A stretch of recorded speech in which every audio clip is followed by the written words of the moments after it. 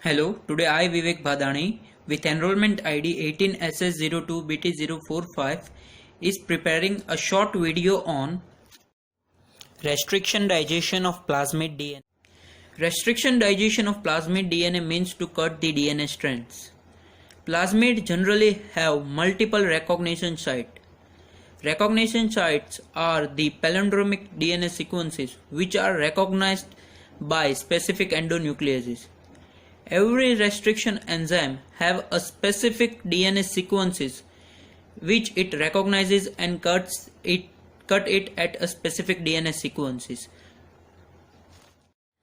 For example, we have BAMH1 restriction enzyme which cuts DNA at specific site GGATCC. Generally, type 2 restriction enzymes are mostly preferred as they cleave at specific recognition sequence only. The best optimum pH at which endonucleases work is generally at pH 7.4, but it may vary for different enzymes according to the requirement for ionic strength, which is provided by magnesium chloride or sodium chloride. It is also advised to add reducing agent dithiothreatol DTT, which helps in stabilizing the enzyme and prevent the inactivation of enzyme. While adding magnesium or sodium ion, you should make a note of it as a slight variation may lose the specificity of enzyme or may create addition or non-standard restriction cleavage.